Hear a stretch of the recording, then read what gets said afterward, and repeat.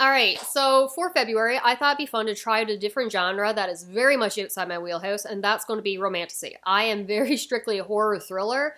I don't steer out of that genre very frequently. But, you know what? Expand my horizon. Just because I think I'm going to hate everything about this genre and how every plot summary pitch of these books are like nails on chalkboards to me, doesn't mean I shouldn't give it a chance. So I picked up 4 books, and I've read technically 2 of them so far, but I'm going to be reviewing 3 of them in this clip because, God almighty, what I DNF'd one so hard. The first one I picked up was Fourth Wing. All I knew about this going in was it blew up massively. The 3rd book recently came out. It's huge on TikTok. I know dragon riders and horny teenagers murder school. That's all I knew going in. The second one I thought would be a good one to pick up would be The Hurricane Wars, which is a recommendation I got from a YouTuber that I still very much trust their recommendations for. However, we have vastly different taste in books, apparently. And the third was here we go, Assistant to the Villain. Sorry, Apprentice to the Villain. The first one was The Assistant to the Villain. I did read that, enjoyed it. It was the only romantasy book that I've ever read before this. So starting, I'll get to the one I'm currently reading in a minute. I started with Fourth Wing, going into this, thinking I would despise this book, because all I knew about it besides the plot that I already mentioned was terribly written. That's all I knew. Every review I've ever heard about this book was just trashing the writing. And for the first 20% of this, my God, yes, I wanted to, I don't know why I didn't DNF this immediately. The opening chapter and the opening following several chapters were some of the worst things I've read in my life. Without going into really too many spoilers, the setup is very simple. Violet Sorrengail, which is the dumbest name I've ever heard for a dragon rider. It's too on the nose and too cringy, but that fits the vibe of these opening sections. Wanted to go into like the scribe core with history, documentation, and all that. But instead, her mother decides to send her into the Dragon Rider Squad area of the school, where basically everybody dies, and everyone is constantly trying to murder each other. Why does she do that? Does not give any explanation. It is so forced. Just like a Sorrengail must be a dragon rider. I won't have you dishonor the family name. So it only gave her like 6 months of training when most people train their entire life to prepare for the entrance exam to this school. I can only hope and pray to assume that the mother is being blackmailed by somebody and force her daughter into this school. But if that was the case, there should have been some kind of either a strong inkling that her hands are being tied and this is what she has to do and she can't tell anybody. But I get then the protagonist can't know that information, therefore she's the viewpoint character, so we can't know that information. But by God, something should have been hinted at that she doesn't have a choice. There should have been a slip of the tongue, something. Because it makes 0 sense and it's just hammering it in to force the plot to happen. And I despise it so much. Everything within the first couple chapters is god-awful. The writing is terrible. We go on for so long describing the appearance of who very clearly is going to be the love interest because she spends paragraphs just idolizing how hot this man is while she's actively trying not to die. But then, by some miracle, after around the 20% point, I found myself actually enjoying this book. To the extent of I read it, the rest of the book in one sitting. So the first like 20%, it took me like 3 days. It was god-awful. But after that, when the dragons started talking and they're communicating inside their head, and you have these 2 dragons that are a bonded pair and they can't be without each other, and therefore their riders have to be connected as well. I'm all for talking dragons, okay? So when the dragons got introduced, when she starts protecting the dragons, when they get involved in the plot, I'm enjoying myself. This dumb, predictable plot that I called the end plot twist by, the 15% mark. As soon as she got a diary, I said, oh, this is going to happen. And my coworker who has read the book is like, how in the world do you know that's going to happen? I'm like, what else is going to be done with this? And I'm like, oh, very clearly, this is also going to happen when information has been kept and hidden and is like not in the library that should hold the secret of all things. And I'm just like, oh, well, this is what's actually going on. And she's like, you literally just summarized the entire book. And again, I was not enjoying it, so it was before the 20% mark. And I'm like, yeah, it's pretty predictable, apparently. But fun time. I genuinely started to care about the side characters. The side characters, and to an extent, even the protagonist. Despite her dumb name, she has some form of Ehlers-Danlos syndrome, where like her body is very fragile, her bones can become disjointed from the muscles or the sockets, however it works.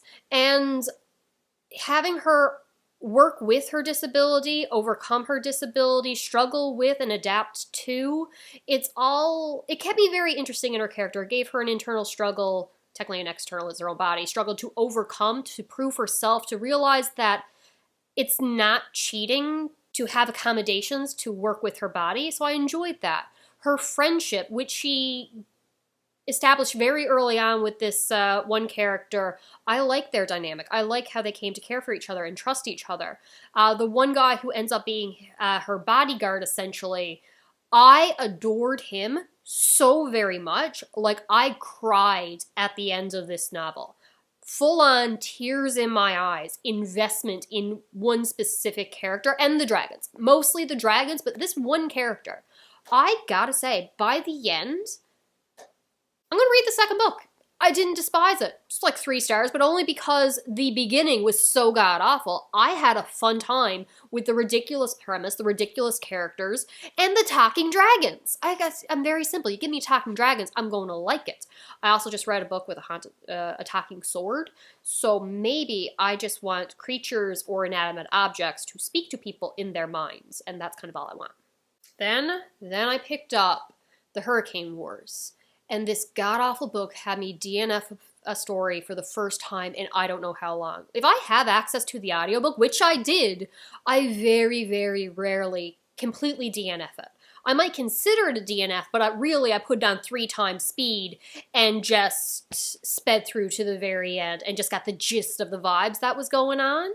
I couldn't even do that with this book. When I say god-awful, I mean god-awful. I hated every second of reading this, and I was so bored. Not only did I hate it, it was somehow frustratingly terrible plot structured and lacked any character work, but was also boring. I couldn't even be mad. I was just bored. I come to learn later, when I had a little bit started the book, that this started off as a Raylo fanfiction. Part of my issue could be I only ever watched of the new movies. I only ever watched that first one, A New Hope, I think it was, and therefore I don't know the characters. But that comes with the issue with fanfiction. For full clarification, I love fanfiction. I grew up on Quizillia, fanfiction.net, and Tumblr. Okay, that's where I read my fanfiction for years as an adult. Now I'm on AO3.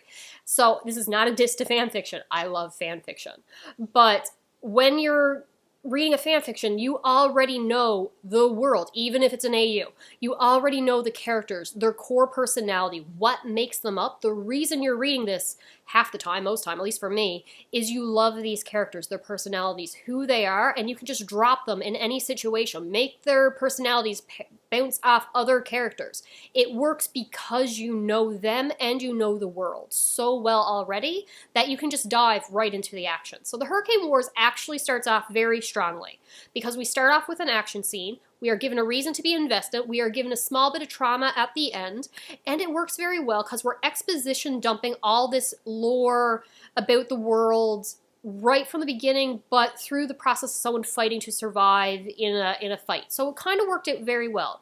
I got past all the exposition dumping. I was more or less invested, but the character work never came. Both the protagonist, whose name I do not know, and her love interest, whose name I do not know, felt like hollow shells with nothing to them. And I can't stand, like, his lips were described as pouty in an unironic way, and I'm just like, I can't deal with this.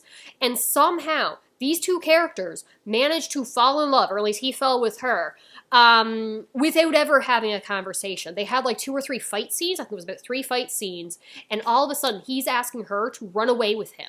And I'm just like, why? How? You have not spoken to each other. All you've done is try to kill each other.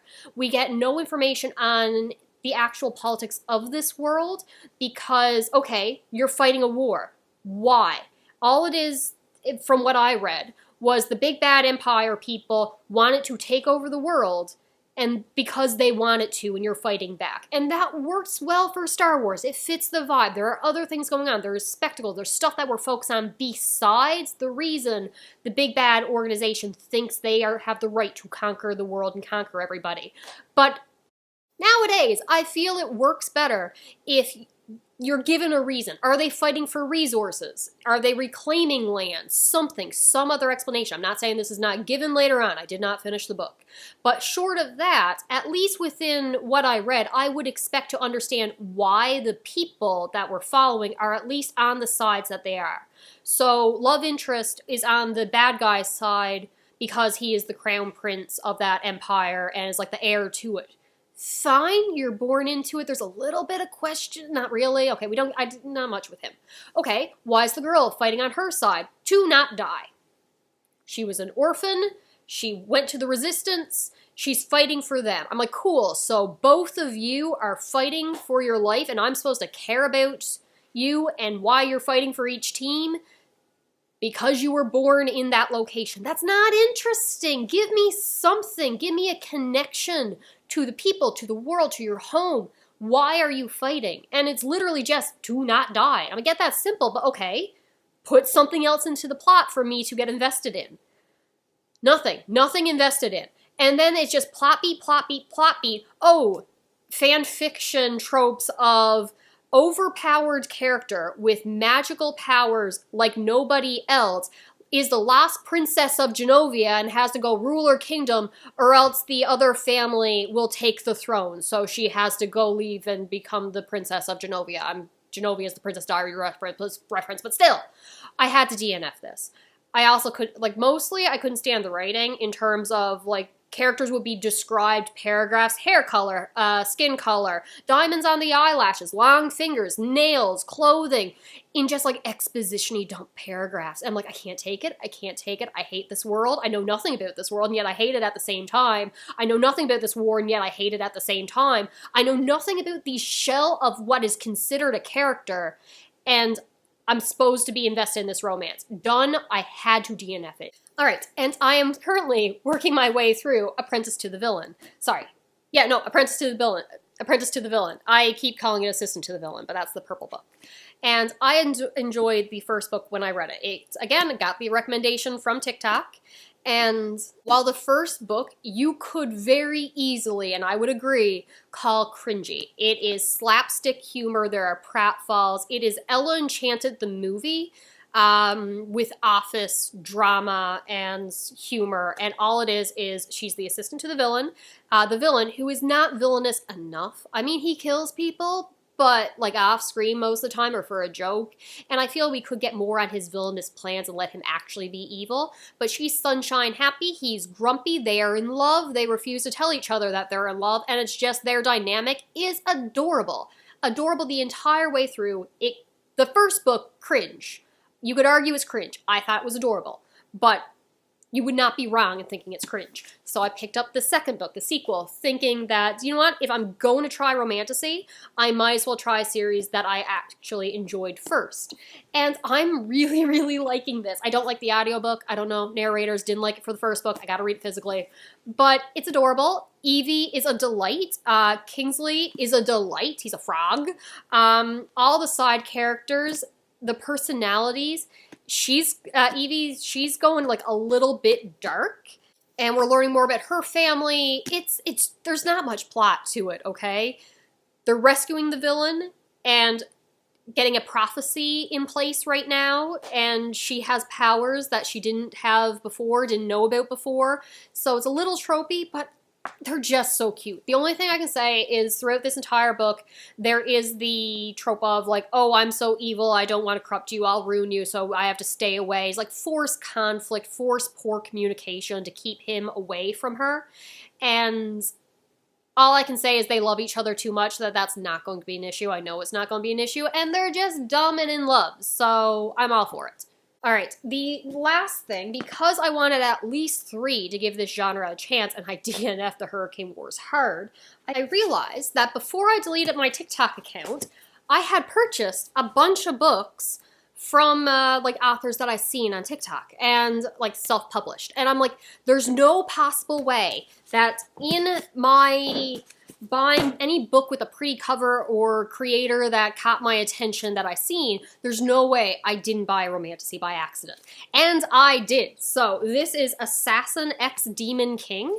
So essentially what this is there is an assassin, one of these two, who decides he does not want to be an assassin anymore, and he killed like over 1,000 people in his career, so now he's going to save 1,000 people. But his last target was the Demon King. Again, one of these two. I'm going to assume it's this one. And he didn't kill him, and now the Demon King is just like, huh, well, I'm just going to follow you around now. And I think they fall in love. I'm like, yeah, they do. They definitely fall in love. So I'm going to read this one. So apparently all my recommendations came from TikTok. No, Hurricane Wars came from YouTube. And I have liked Fourth Wing and the assistant / apprentice to the villain, which came from recommendations from TikTok. So does that mean I'm going to like this? Regardless, I'm not re-downloading TikTok. All right, so I finished them. So Apprentice to the Villain, yeah, Apprentice, not Assistant. It's a delight, it's adorable, it's cute. The ending, it ended, so we are in the middle of the slowest of slow burns, and I need the next book, okay? It's adorable, they're cute. Evie learned to throw daggers and a little tiny bit of sword fighting, and he's teaching her, but he says, no, I can't corrupt you, stay away from me. Yes, I'm in love with you, but no, we can't be together. No one could ever love me, yada yada. They'll get together, it's fine. Then we go into Assassin X Demon King. My biggest complaint, he is not a Demon King. He is a guy who killed the former Demon King. No references to actual demons, and whoever kills the previous Demon King and takes the sword is the new Demon King. And it's like a title? Like, are you not a demon? Is he not a demon? I'm very upset, but the sword is sentient, and I like sentient swords, and I like that sword. So, overall, very cute.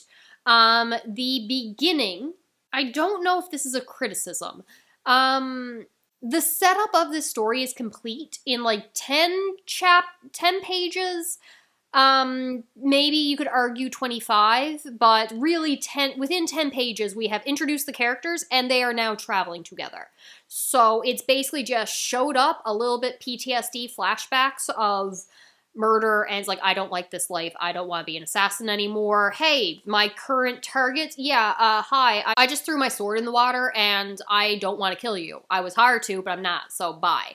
And then Demon King, who again, not a demon, just like, cool, I want to follow you, so we're going to go together. And he's like, what? I just said I was going to kill you. And he's like, yeah, I heard you. Got that. You're not, though, right? Yeah, no, I'm not. Great. So you don't have an argument for us traveling together. Let's go. All right, so they travel together. It's like, oh, we have one bedroll to sleep in. I guess we're cuddling. And I'm just like, okay, we're just going right into it. No questions asked. There is a review on Goodreads saying, like, this feels like a very well done fan fiction, but it feels like they have a whole history and story and setup before this moment. And I can't disagree. But overall, it was genuinely pretty good. Like, the writing itself, the word choice, between similes, metaphors, but just like the language used, the prose of it, I genuinely enjoyed and think there is real talent here for, I'm assuming, a self-published book. And I am genuinely want to know what happens next. The Demon King guy, Kane, love him. Sweet, sweet boy. I would say protect him at all costs, but this man can take care of himself just fine. He's an angel. He's super, super sweet. The assassin guy, he is self-conscious, has some issues. I think my biggest issue is their personalities are very similar, and I think I would have liked it if they had two distinct voices. I think they were just too similar, and I wanted their personalities to bounce off each other. but they're just kind of agreeing with each other and blushing, but they still have banter. It's still very cute. I laughed a couple times. I liked it, okay? It wasn't fantastic. I really wish there was more setup and character work, and in terms of character arcs, not so much, just because the story kind of ended, and it feels like we need to just pick up where we left off, and it wasn't really a satisfying ending. And I feel we could have had a little bit more with story arc in terms of realizing self-worth. Maybe there's a road to redemption on both fronts, but really we only focused on the assassin as he's trying to save the number of people's lives that he has since taken, like get the red out of my ledger kind of thing. And he's going to die in a year's time, so he only has a year to do it. Would have been nice if we paralleled that for why and how the Demon King guy, why he abdicated the throne, like he chose to leave. So, like, why did he do that? Like, we don't get much on that history, but I think that the plot wasn't that detailed. I feel there was potential for a more plot-driven narrative and for them to bond over their different but similar or paralleling circumstances. And that just wasn't the focus. It was just kind of a journey. Get from point A to point B. Point B didn't really need to be anywhere. It's just we are going on a journey and we'll save whoever we can along the way. And a little bit more focus. I need a bit more focus, but I did genuinely enjoy it. So I'll read the next one if the author writes a sequel to this. The cover is also so gorgeous. Do you see how pretty that is? So cute. That's all I got. So for the romantasy genre, the only one I really hated was the Hurricane Wars. And I definitely think I lean more towards the, like, urban fantasy is definitely my preference over high fantasy. I'm also fine if the urban fantasy starts out urban and then goes into epic or high fantasy. But like Fourth Wing, the majority of it takes place in a school. It's a very familiar situation, and there was a lot of dumb stuff. And it had talking dragons. It didn't have a talking sword, but this one had a sentient sword. I think I like sentient objects. Preference for when they talk. Apprentice to the Villain, definitely urban setting. It's just like an office thing, and they're going to different locations in the world, but it doesn't really feel high fantasy. It's a little bit more than the last one, but definitely like Ella Enchanted vibes. But Hurricane War was a completely different setting, Star Wars inspired. So I think that might be it. If I get into romantasy, I want it more based in realism. The humor is definitely what's important. This had some humor, this had more humor. I think Fourth Wing was not supposed to be humorous, but it definitely had its moments where I'm like, this is ridiculous, it's so dumb, I'm laughing at it and I'm enjoying having a fun time. I think there's the potential for me to like this genre if I stick to a familiar world and the humor of it. I think that's what I've learned, or that's going to be my takeaway. I read synopsises of other urban fantasy, and it just doesn't vibe with me. And I think the main issue is the protagonist from the synopsis, I haven't tried very many yet, just feels like a self-insert character power fantasy with romance, and that's not what I'm looking for. So humor and urban fantasy within the romantasy genre. I will try that in the future. All right, that is all I got. I will talk to you later.